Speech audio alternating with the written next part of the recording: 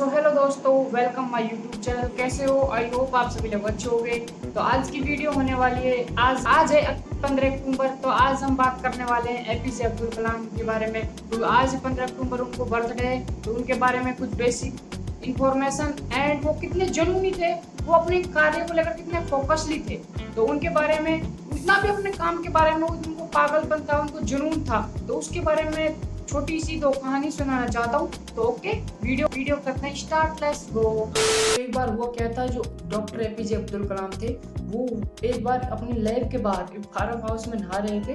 तो उन्होंने सर पर साबुन लगा हुआ था, तो उनको सर पे साबुन लगाने के बावजूद भी उनके दिमाग में अचानक एक विचार आया, एक सोच आई, जो कि सोच कभी भी कहीं पे भी आ सकती है, जो कि एक सोच आदमी की जिंदगी को बदल देती थी। तो इसलिए मैं इस कहानी को सुनाने वाला हूँ, क्योंकि जो एपीजे अब्दुल कलाम थे, वो अपने कार्य को कितने जुनूनी थे, अपने देश के लिए कितने जुनूनी थे, और कितने की फोकसली, मतलब उनका फोकस इतनी शानदार था कि बहुत ही जबरदस्त। तो जैसे ही वो नहा रहे थे, तो उनके सर पर साबुन लगा हुआ था, तो उनके जैसे दिमाग में एक विचार आया।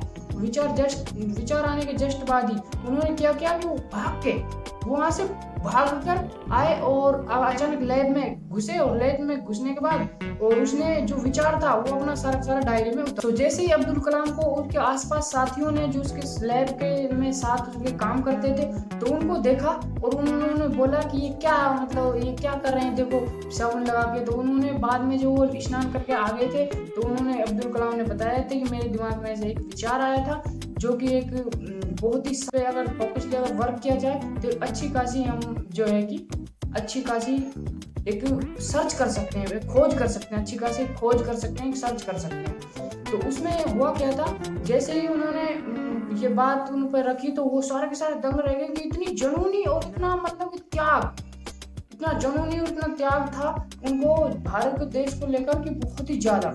तो इसीलिए मैं आपको ऐसे जो अब्दुल कलाम, डॉक्टर एपीजे अब्दुल कलाम है, उनको मैं बार बार ऐसे देश के हित के लिए मैं जो काम करने वाले उनको मैं बार बार नमन कर। तो एक हकीकत वास्तव में ही उनके, वो इतने जुनूनी थे, इतने मतलब फोकसली थे, मतलब अपने वर्क को लेकर अपने देश के लिए इतने जुनूनी थे कि उनके जैसा कोई हो नहीं सकता। मैं आपको बता दूं, जिस तरीके से उनको उनकी खोज थी, उनकी सर्च थी, वो क्या मतलब सोचते थे देश के लिए, कि वो अपना सारा कुछ भूल जाते थे, सिर्फ अपने वर्क के लिए, अपने खोज देश के लिए वो सारा कुछ भूल जाते थे।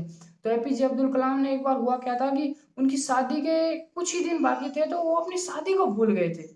और यहाँ की, आज मैं अपने न्यू यूथ की बात करूं, अपने युवा पीढ़ी की बात करूं, अपने जो भी अपने न्यू यूथ है, वो रील बनाने में बिजी है, वो रील बनाने में बिजी है। जैसे ही के साथ रिश्ते हुए, उसके बाद ही वो सोचने लग जाते हैं कि कितने दिन रहेगा, कितने दिन रहेगा। और एक ऐसा व्यक्ति था, ऐसा जुनूनी व्यक्ति था, जो कि अपनी शादी के डेट को ही भूल गया था। आप सोच के ये अनुमान लगा सकते हैं कि किस तरीके से वो अपने देश के लिए, अपने काम पर, अपने वर्क पर कितने फोकस्डली थे, इतना फोकस और इतना जुनून था कि वो ऐसे, कि ऐसे कुछ उनको बाहर की चीजें तो उनको दिखती नहीं थी अपने काम को लेकर। तो आप सोच सकते हैं, तो ऐसे व्यक्ति के लिए मैं सत सत नमन करता हूँ, क्योंकि इतनी जुनूनी होने के कारण कि आज वो हमारे भारत के लिए वो दे गए, वो कुछ मतलब कर गए, कि जो हम अगर आने वाले 5-10 साल में भी अगर ऐसे व्यक्ति नहीं होते हमारे साथ, ऐसे व्यक्ति का हमारे भारत में नहीं होता, नहीं होना होता, तो शायद हम इस लायक नहीं होते।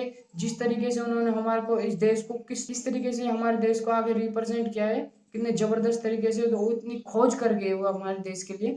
तो इसके लिए हमारे को एक लाइक, फॉलो एंड सब्सक्राइब तो बनता है। तो ओके, वीडियो करते हैं and let's go. Thank you.